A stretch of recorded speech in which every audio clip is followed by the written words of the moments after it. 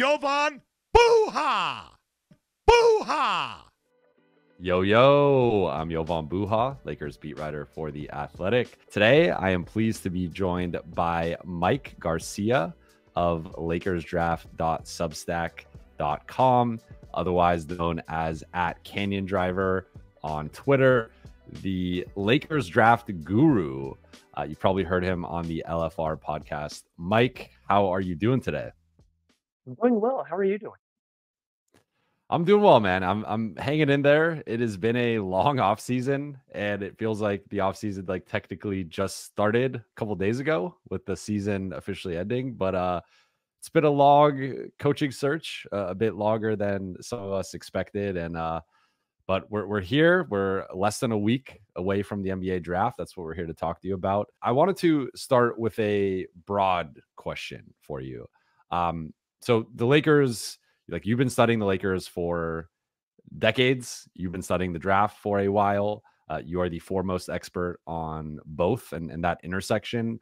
So looking at the Lakers at number 17, we know that they could potentially move up. They could potentially move down. They could potentially trade the pick altogether. But let's just say, for argument's sake, they stand pat at number 17.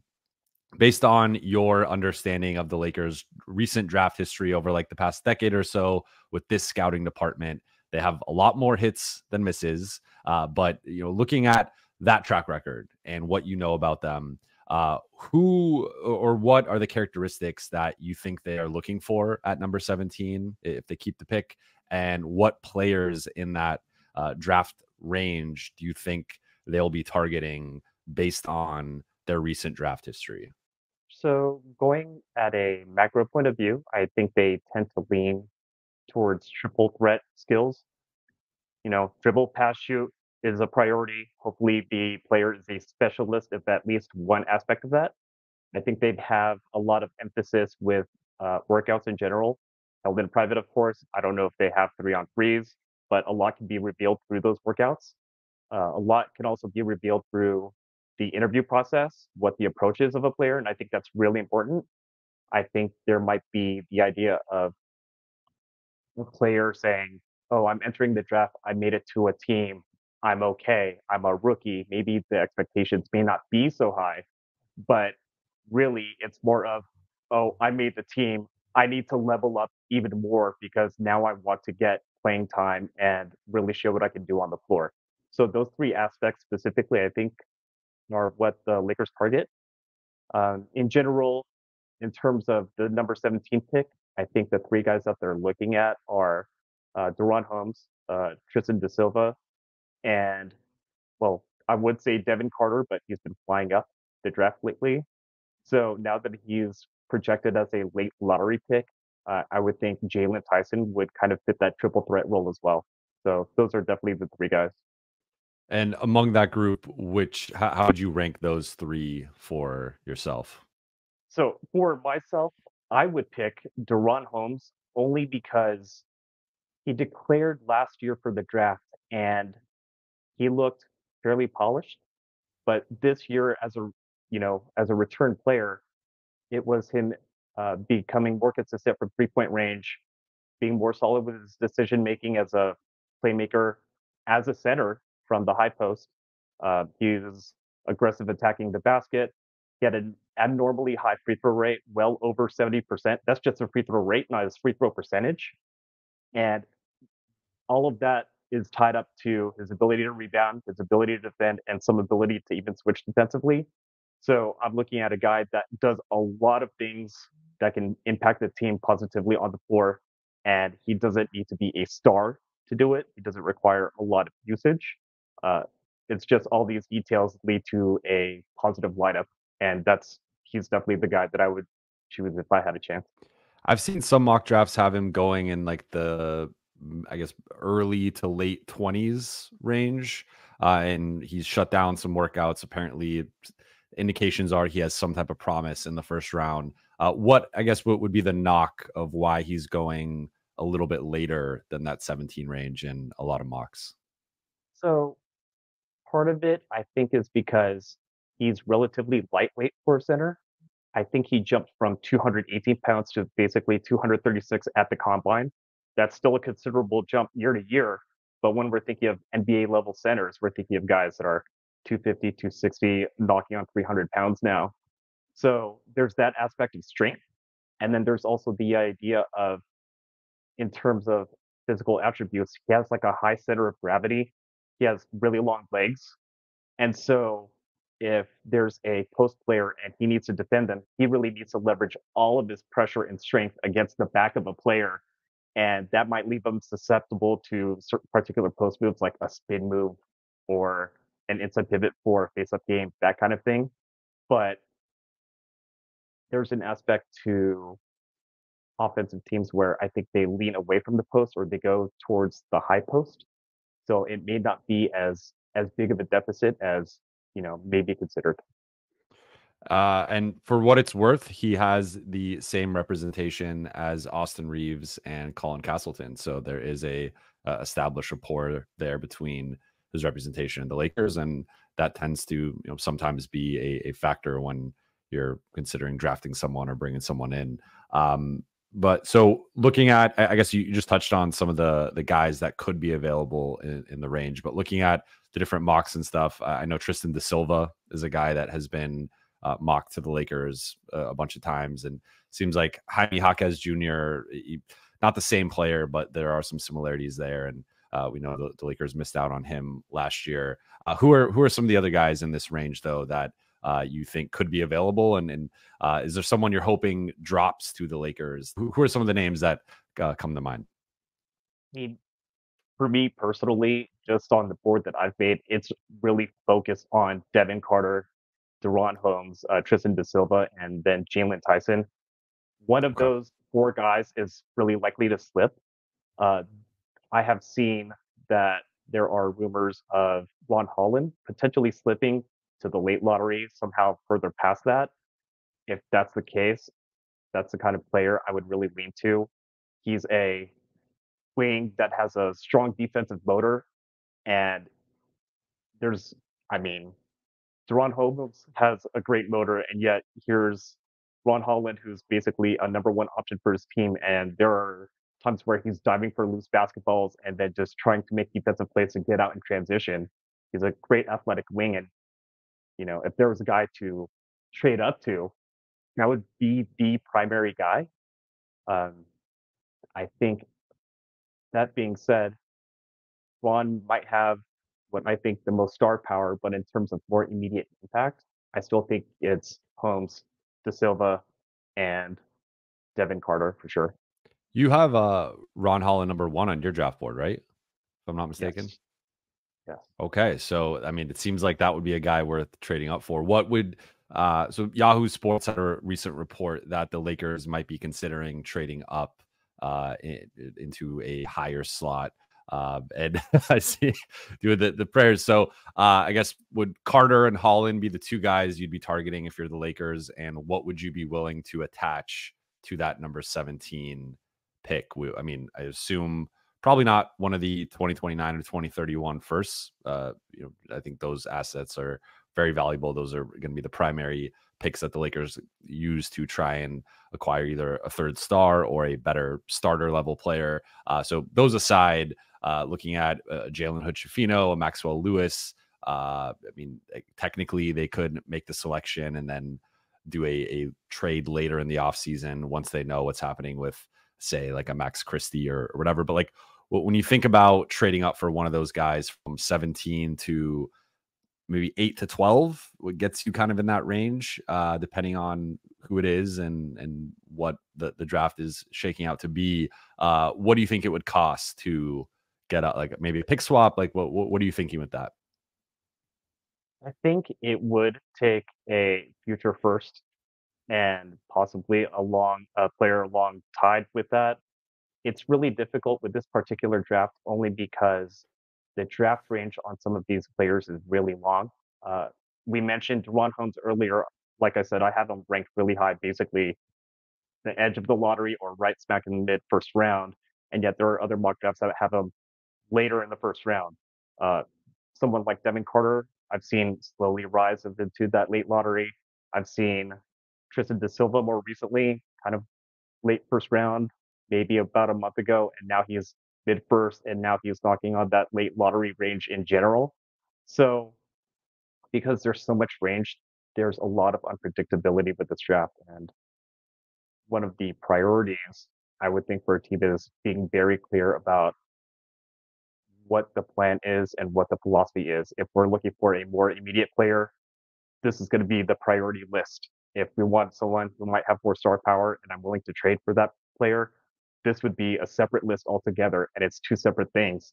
So I would be willing to make a trade for someone like Ron Holland, but at the same time, I understand the priority of the organization is championships.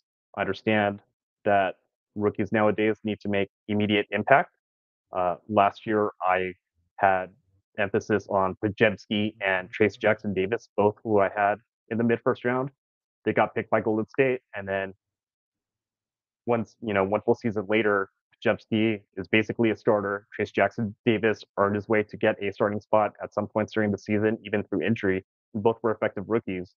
So getting that immediate impact, I can imagine, is that priority. And if that's the case, maybe it's not Ron Holland, but that would lean to someone more like Devin Carter.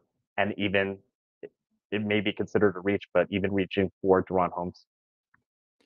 And that, so with that lens of the Lakers trying to compete for a championship and that potentially being a 1 to 2 year window, depending on what happens with LeBron James here, do you think it's worth keeping the pick, or do you think, again, with some of the potential uncertainty, I know like the kind of running assessment of this draft has sort of been, this is like take the top 6 to 8 of a normal draft, chop that off, and then start it kind of in that like 7 to 9 range. And that would imply that the Lakers pick would be, at 17, that puts them in like the mid 20s in a typical draft, potentially. So kind of through that lens, like how do you view the potential impact of some of these guys at number 17 from like day one or even day 60, day 120 versus what the Lakers could potentially get by trading this pick and packaging it into a larger deal for, again, either a third star or maybe a starting upgrade or two, or just some more depth? Like, how do you view that calculus of the best way to build out this roster with that asset? So I would imagine the priority, if number 17 was going to be sent out in a trade, that they would be looking for a playoff rotation player, right? One of the most difficult aspects of the draft is trying to figure out who's a more ready NBA player and what kind of impact the rookie can make. The expectation I have for that relative pick is getting 1 to 2 shifts a game. Can they get 15 to 20 minutes? And then will that lineup be neutral or even just a slightly negative on the scoreboard? It's fine, because rookie impact is very difficult to make positive, especially in the first year. But that being said, the other aspect of this draft, where even if you chop off the first 6 picks imaginarily, the area where it's basically number 10 to say number 25, depending on how you view the draft, that can all be viewed as the same relative tier of talent, and that's what makes this draft particularly unique. The Lakers have a proven track record of finding those players in that late first round. Well, usually you pick, or have an idea of 5 to 7 guys in that late first round you might target. Well, now the group is maybe 20 players wide that might lead all the way down to the early second round. So it's really making a priority of what your goal is, which I would imagine is more immediate impact, and then what kind of position you're trying to fulfill. So with DaRon Holmes, he's a center, but he shows ability to play forward because he's a versatile kind of big man, right? Or some Laker fans miss that defensive point guard. They want they want Alex Caruso back. I would love Alex Caruso back too. But if the Lakers had a chance at, say, Devin Carter, that's the closest you can get to that. And their games are relatively similar in terms of archetype. If we're looking for, say, uh, dating back to 2020, just having a wing that's willing to sacrifice their game a little bit and then hit open shots, this is where Tristan da Silva really kicks in, especially as a shooter. I think he's underrated there. He's proven back-to-back years of over 45% shooting, all other shots outside of the rim, and then he knocks on the door of 40% shooting behind the arc, and that almost accounts for every spot on the floor. So I can understand why the interest in Tristan da Silva has risen from the late first round all the way to the late lottery or even the mid first. So that's definitely a thing that the Lakers might have to focus on, especially in terms of uh, finding a rookie that can make a more immediate impact. Looking at the Lakers depth chart or projected depth chart rather, and who they have as free agents and player options and all that stuff, it's clear that they need some help on the wings, and they're in need for two-way wings. Could also potentially need some help in the front court at the big man positions, depending on what happens with Jackson Hayes. And even if it is just Jackson Hayes and Christian Wood returning, I still think they probably need one more big in that mix, and probably a more physical, defensive-minded player. So with that context, and I've seen some people mock point guards to the Lakers in this range. Isaiah Collier has been someone who has been sliding in draft mock drafts and the projections and stuff. But looking at it through the lens of like actual positional needs, how do you feel about the potential of drafting another point guard? And they could be in need of a point guard if D'Angelo Russell ends up opting out and signing with another team, or sign and trading with another team. So there's certainly a possibility that there is a need in the backcourt or a need at point guard. All the intel I've gotten over the last few years has just been they basically aggregate their draft boards together. They make one giant draft board, and they often go by best player available, throwing out age, throwing out position, throwing out need for the roster. Like it's all about who do we think is just the best player available at this slot. And as we've discussed here, like the track record's pretty good. They've been one of the best drafting teams in the league, bar none. And I don't think they always get talked about that way with the likes of some of these other teams that tend to find guys late in the first round, second round undrafted in the G League. But like they're right there with anybody. You can put the last decade against anyone. So with all that said, with all that context, how would you feel about them potentially taking a point guard? And is that maybe the one, like a nominal traditional point guard? Is that the one position where maybe they pass if that's the best player available and look for maybe a bigger guard or a wing or a big? Like from a positional standpoint, how do you view that draft selection? I definitely think that best player available is the way to go. The bottom line is we see a draft that's over 50 to 60 picks, and how many players make it to their second contract? It's maybe 10 to 20. It's very difficult. And the guys that make it to that second contract are the guys that tend to make more immediate impact as soon as possible, unless teams are willing to be patient with player development.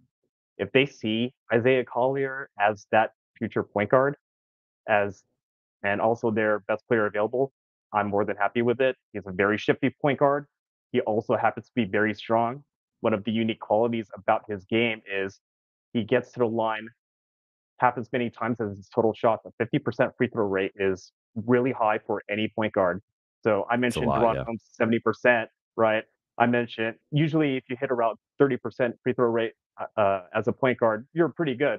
But 50 is, oh, I'm putting pressure on the rim. I'm drawing the defensive attention. I can tilt the defense my way and open things up for my teammates. And if they see Collier as that kind of player, I'm all for it. To add on to that, with Devin Carter, he's also a point guard, but I don't see him initially as a de facto initiator type. I think he's more of that Caruso archetype where he will be a little bit more of an off ball finisher in transition. He will spot up from 3 point range, and he's proven to increase his percentages. I think it's all the way up to nearly 40% now.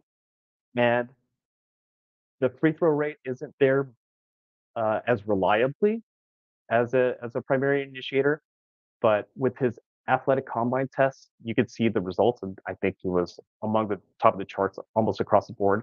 And where you see that athleticism is really on defense, and that guy can pressure the basketball. He could really have a point of attack. And one of the other unique qualities about his game is being able to switch with that and chase shooters, and he's comfortable with that. And if the shooting doesn't work, the defensive pressure will be there, and then he can rebound like a big man. It's rare to see a 6'2", 6'3" plus point guard get basically 9 rebounds a game. And when I watch the tape, it's him getting mixed up in the paint. He's in the key and he's making sure he's in an open spot. So if the ball is up, he's tracking it and he can go get that defensive rebound and then push in transition. All of those aspects are a lot of things that led to the 2020 championship. They were one of the better transition teams, especially with defensive rebounding. The Lakers had 2 bigs back then in order to get those defensive boards and push the tempo. So if it's Devin Carter who emulates that kind of style of play, or if they want to tilt the defense within a half court with Collier, and they see it as the best player available, I'm all for it.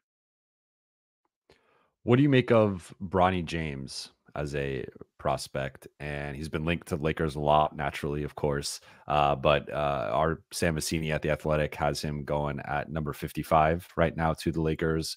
So what have you made about Bronny and just the draft process? And obviously it seems like his stock has risen from, I mean, I think some people probably had him not getting drafted. Seems like he's going to go at some point, likely in the second round. And could be there for the Lakers at number 55, but there's also been some buzz about teams trying to take him and almost hold the Lakers hostage of, if you want Bronny James, then you have to trade something for him. But we'll see if that happens.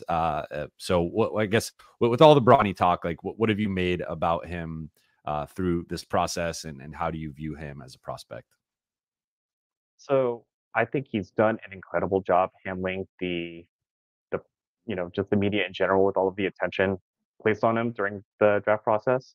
I think he's done an amazing job just coming back from his recovery from this surgery prior to the season start for USC. So that's a big thing altogether too.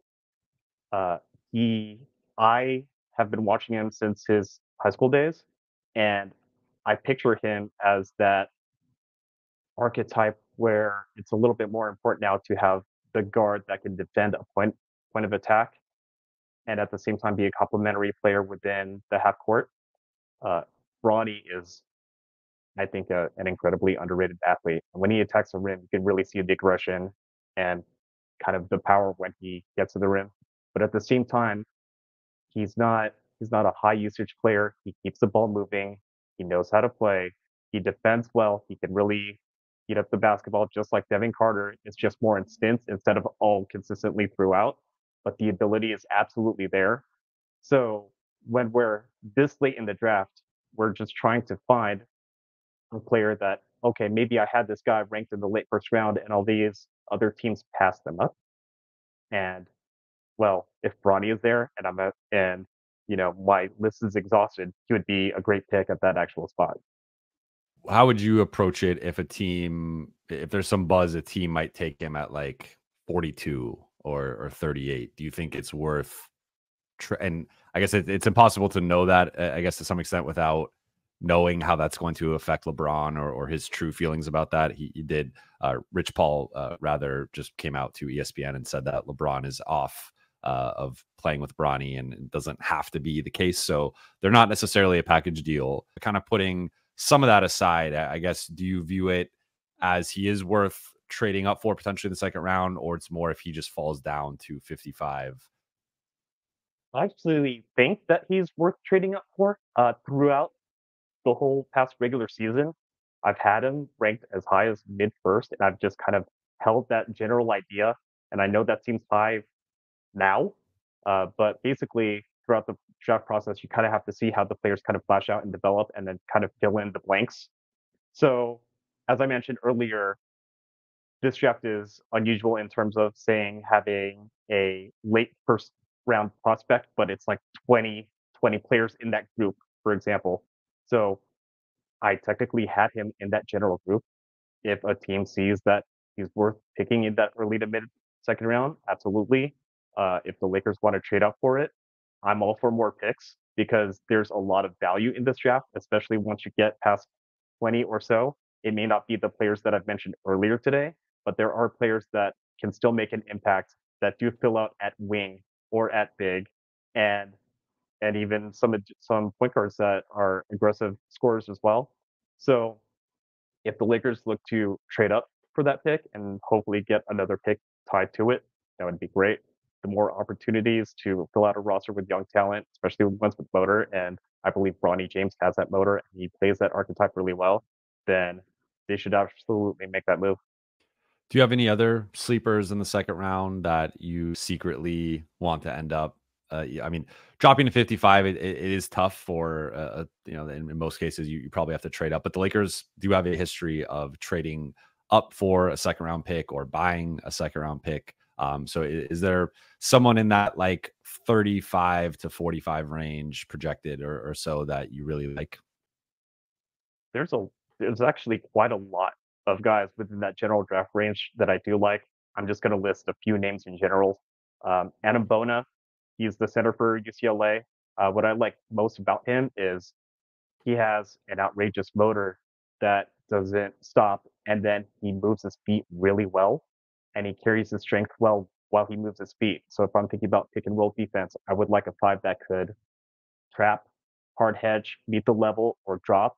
And I think Adam Bona is the only one that could possibly do that while we're thinking of all these other bigs in drop coverage in general. Um, Jalen Wells is another young prospect who just had a recent growth spurt. And last time I just checked briefly on Synergy that he was a 99th percentile spot up shooter. And usually players that have a recent growth spurt, it takes a little bit of an adjustment to kind of grow into their body a little bit and bring the skills with them because they're basically starting as guard. And then you're trying to bring the guard skills into a wing. Well, I see Jalen Wells is like, well, I guess he grew into it fast because now he brought the shooting with him. If the ball handling matches up, now he plays like a first round prospect all over again. Um, one more other player that I don't think gets talked about a lot is Isaiah Crawford.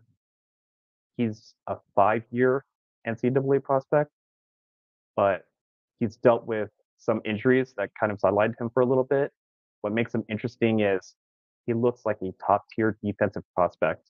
He's basically 6'6 plus, 230 pounds. He's got 7-foot arms, but he has an ability to deflect passes, get into the passing lane, harass other wings in isolation situations. And then offensively, he's the number one guy for his team. So when you're watching the film, you can see that he's targeted, and in the sense that, oh, if he attacks, I'm going to foul him really hard. So he has a free throw rate that's well above 40% as well. He improved the 3-point percentage to knock on 40%. He moves the ball really well. He doesn't stop the basketball at all within a half court set. And he fits that archetype of what a 3 and D wing actually is. It's just a matter of, his health, if he's ready to play. And if so, like he would be a steal in the second round. I have him ranked as a mid first. Last player I want to touch on here before we hit on some of the Lakers' younger players is Zach Edey.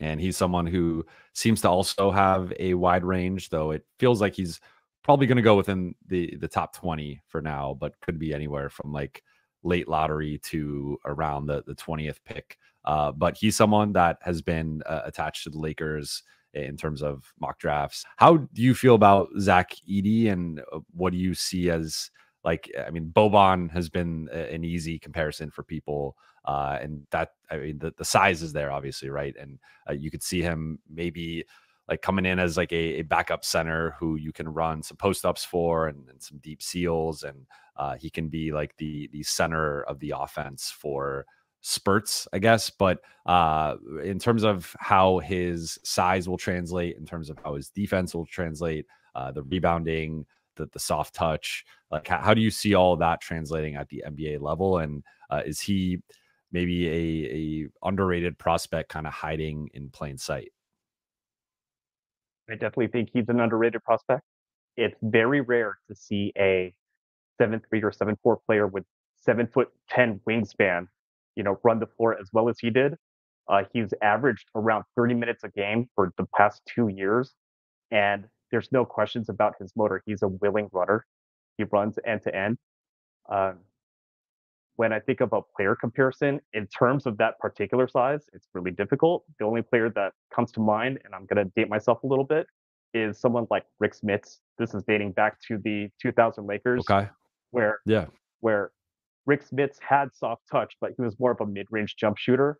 He had a little bit of a post game as well, but there weren't really concerns about Rick Smits' motor. He ran the floor surprisingly well, especially at his size. There may have been some athletic concerns with his mobility back then, but Edey disproved that a little bit with his combine testing. Um, I wouldn't exactly want him to, chase wings on defensive switches or anything like that. And I definitely think a team has to uh, scheme their perimeter defense differently, rotate in different ways, especially for the wings. But the rebounding is going to translate. The height and wingspan, as long as he keeps his arms up in the paint, it's going to be distracting.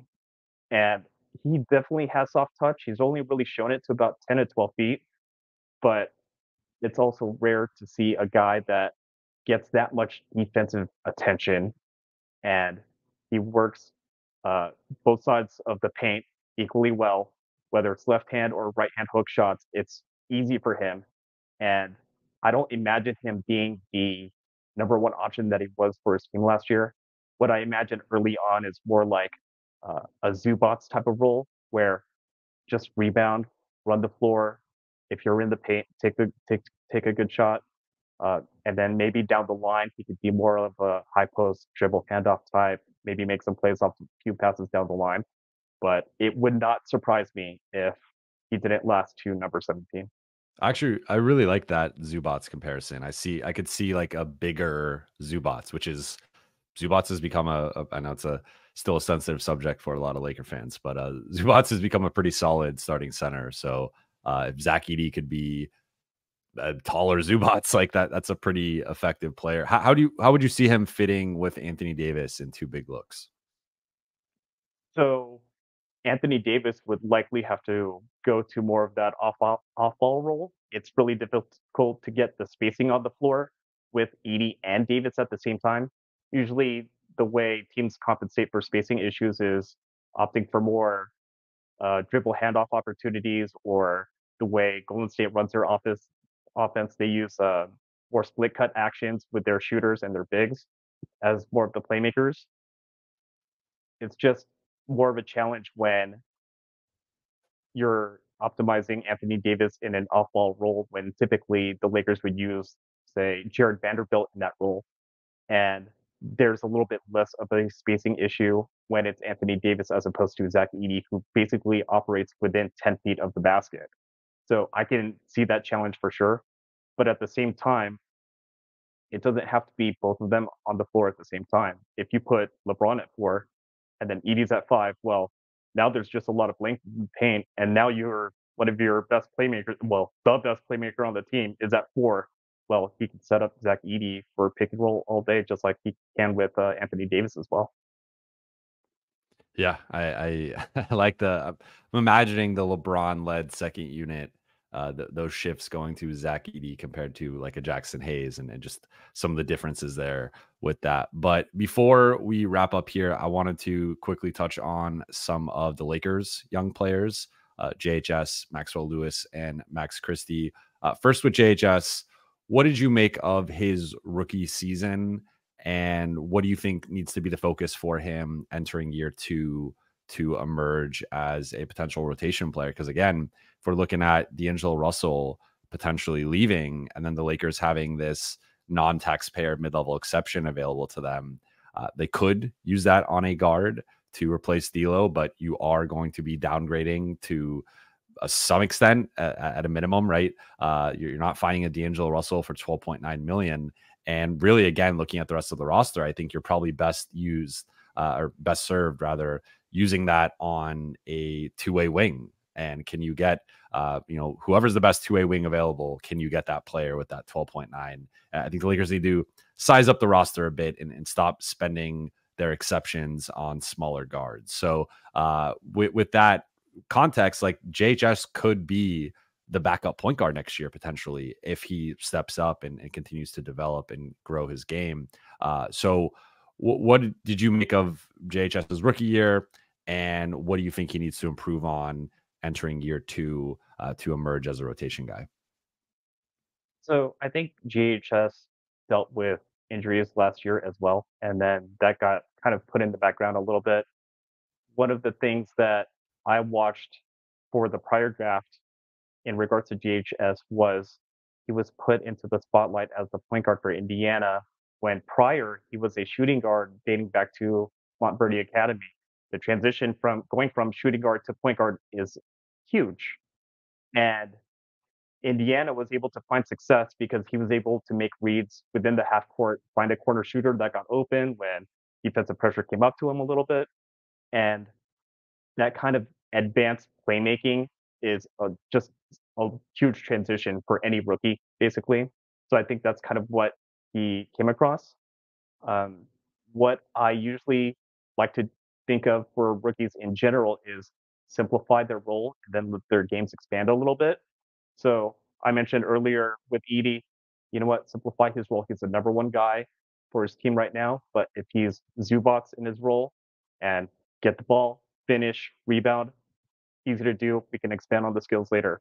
For GHS, I can imagine something similar where, hey, let's make sure he works with a good screener.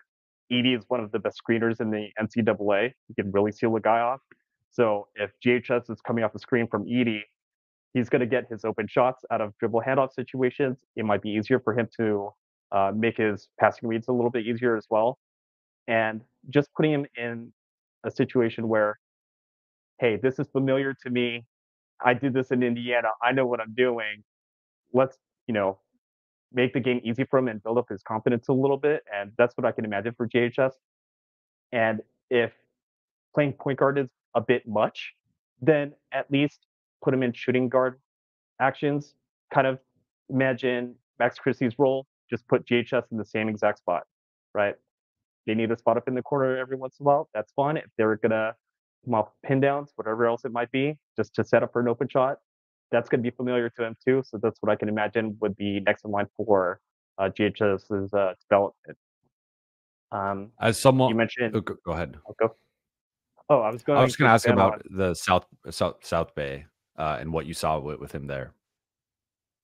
So I saw a completely confident GHS in South Bay, especially going from midseason towards the end. He was replicating his Indiana numbers, and there were several 20-point games that he was putting up. And I was watching his half court play, and he just looked really comfortable, especially to that level of defense. It's just that tier break of going from G League speed to NBA speed and making those reads. It's a leap. So once again, referencing back to those shooting guard actions, hey, I know what I'm doing when I do this action. I'm going to take this shot. It doesn't have to be predetermined exactly, but it's something that he could be more confident about moving forward. And then what about Maxwell Lewis? So I actually had Maxwell Lewis as a first round rank last year. One of the things that really intrigued me was his ability to improvise on a drive when he's attacking a closeout and then really exploding to the rim. I know he's a good 3-point shooter. He has a good 3-point jump shot, especially from all 5 corners. And at the college level, defenders were biting on that pump fake all the time. And then he was able to attack that closeout, and it was not a problem. The transition into the G League last year, I don't think defenders knew who he was as a shooter yet. So he didn't really always bite on that fake. So in his case, it's more about his establishing his shooting reputation of sorts, getting that shooting gravity, and then using that as a platform to step into that attacking game that I know he has, where he can use his 6'7" height, 7-foot arms, and really get to the rim and add rim pressure to his offensive game. Do you see him as more of a small forward or a shooting guard? Or, I mean, kind of doesn't matter necessarily in 2024, but when looking at the potential spots on the roster, like at shooting guard, I look at it, Austin Reeves, Max Christie, there's only going to be so many minutes there. Cam Reddish is like, I think he's probably going to opt in given the current market and how teams are going to be squeezed with their options. Like I could see Cam Reddish also being on the roster. So, you know, it's ultimately going to be up to the new head coach to determine like the roles and stuff. But do you see Maxwell being able to scale up a bit to play some small forward next to some of those guys? Or do you think at this point, given he still has a bit of a wiry frame that hasn't fully developed yet, he's still more of like a shooting guard defensively? I would liken him to defending shooting guards in general. The wings at the NBA level are just really big. Usually it's a 220-pound Scottie Pippen from way back when, and now we level up to Metal World Peace, who's 240 plus, and then LeBron's playing three, and now he's even stronger than that. So I wouldn't want that to be a very obvious defensive mismatch. And at the same time, I think Maxwell Lewis can use his off-ball ability on offense and then kind of flip the court and apply that what he learned, which is, oh, if this is how I come off this curl, or this is how I read this screening action, maybe I can use that to my advantage and then make a defensive play in this particular way, cover this corner of the court in a particular way. So that way it can get a stop or just force the guy to move the ball elsewhere. And then last one, we just touched on him, but Max Christie, he's a restricted free agent this summer. Heard different things in terms of his value. I've been hearing it in like the $6 to $8 million range, which could fit within the Lakers budget, depending on what happens with D'Angelo Russell and LeBron James and some of the player options, and also what happens with the draft selection at number 17. But with Max Christie, what growth have you seen in his game through the first couple of years? And do you think next year he could be ready for a larger role? Maybe not starter level again, depending on what the roster looks like, but could he end up being like a seventh or eighth man? Do you think he maybe should have been more of that last year? And what have you made about Max and his 3-and-D growth over the last couple of years? So I think last year he had a skill growth more than possibly what the team actually expected. And that's why myself, and I'm sure there's several other Laker fans on Twitter that think, oh, he should have gotten a lot more playing time. And the playing time that he did get on the floor, he was attacking closeouts, but he would finish with a dunk, and it wasn't expected. He would attack the defensive glass, and he rebounds from weird angles and just fills in an empty spot on the floor, and the Lakers really needed that. And then on top of those things, he was a point of attack defender, and he was chasing shooters at the same time. So now you have this versatile guard defender that's really important. That's the kind of archetype I can imagine, Bronny James being similar to. And it kind of depends on what Max Christie's plans are, but I would love for him to stay on the team. I definitely think he should get 20 to maybe 30 minutes a game. Maybe that's pushing it a little bit, but his motor and skill set is too good to pass up. And one underrated aspect about his game is he plays bigger than his size, and it's really hard to judge that outside of, oh, hey, he gets a few more rebounds. He's not afraid to challenge bigger players for boxing out a particular big man, or switching onto a bigger player, maybe potentially a wing, and then competing at that level. So that's the kind of thing I look for guys when they're trying to get more playing time. I definitely think he's earned it. I would love to see him, back with the Lakers, fulfilling that role. And regardless of what D'Angelo Russell decides to end up doing, I hope he stays with the Lakers. That's ultimately the best case scenario. I think that splitting time, let's say Russell and Reeves splitting time at point guard, and then having Christie as that other defender and 3-and-D type at that guard spot would be the ideal situation. And then just rotate the minutes and make it a lot more manageable and easier on the load throughout the season as well. So, I mean, I'm a big fan. He really showed a lot of skill growth, and it's one of those things that where, we mentioned at the beginning of the episode, they value work ethic, they value guys having the right attitude and how they approach the game. I think Max Christie has shown that off the floor, and we see the results on the floor. So I hope he's a Laker, and I hope he gets more playing time next year.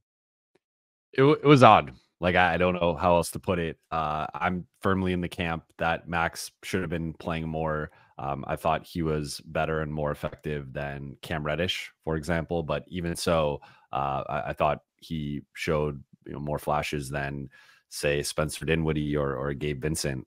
I mean, those guys had their moments late in the season, particularly in the regular season. But I think Max should have been given a shot in the playoffs, and the fact that he wasn't, I think it was a mistake. But yeah, like I would love to see more Max Austin minutes in the backcourt, and especially if you put Max, Austin, LeBron, those three together, then you have the ball handling there and the playmaking with Austin and with LeBron, but then you also have that bigger guard in Max who can defend 1 through 3, defend whoever is the best perimeter scorer out there. And I mean, maybe as we discussed with Maxwell Lewis, like he's also on the slender side, so maybe some threes would be a tough matchup for him. But he could guard either backcourt position, and I think that's just something the Lakers have been missing for a couple years now, consistently. And having him and potentially Gabe Vincent back healthy, like you start to see if it is a D'Lo, Austin, Max, Gabe backcourt, like you can mix and match all 4 guys to some extent, and you have different looks with playmaking, with defense, and with spot up shooting, and like there's just a lot of collective talent and two-way talent within that backcourt. And again, if D'Angelo Russell is struggling and the Lakers are playing Denver again, or it's a different matchup and it's just not his matchup for whatever reason, you can put in a Gabe Vincent who was a starter on a team that made the finals, and now again theoretically is more back to looking like himself. Or you could play Max Christie and go with a different look, and you have an off-ball threat, again a really good defensive rebounder in the backcourt, and then a guy who could defend multiple positions. So I think if the Lakers can retain him, you start to see like the backcourt is going to be jammed, but like in a good way, with a lot of talent and a lot of flexibility and versatility there. I definitely agree with that. I think that's one of the advantages to the Laker team. In regards to the playoffs, it's really about getting healthy and staying healthy and getting to that first finish line. And I think if you share the minutes accordingly, especially with that much backcourt versatility, the Lakers have a wealth of it. There's a way to, get to the playoffs, be healthy, maybe cut a few minutes here and there, not some sort of severe drop from 34 to 20 minutes for some players, but just make it more manageable, make it more consistent, and getting clarity of particular roles is really important. I think Gabe Vincent got lost in that a little bit because he was coming back from injury. I think Dinwiddie got lost a little bit in that as well because his role is completely different from the one he had in Brooklyn. And just being that interchangeable kind of guard, and not really giving up anything on the offensive end is actually can raise the floor offensively for the Lakers within the half court. Well, Mike, you have been far too kind with your time. I really appreciate it.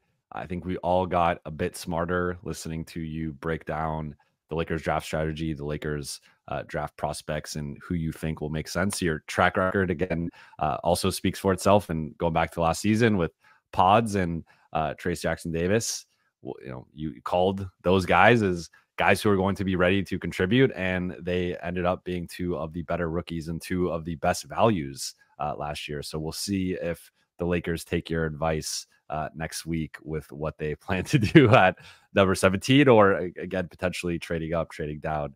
We'll see what they end up doing. But Mike, where can people find you? Anything you want to plug? Again, LakersDraft.substack and at Canyon Driver on Twitter. Thank you for having me. It was really fun doing this. Awesome, man. Well, thank you guys so much for watching and listening. I will talk to you soon.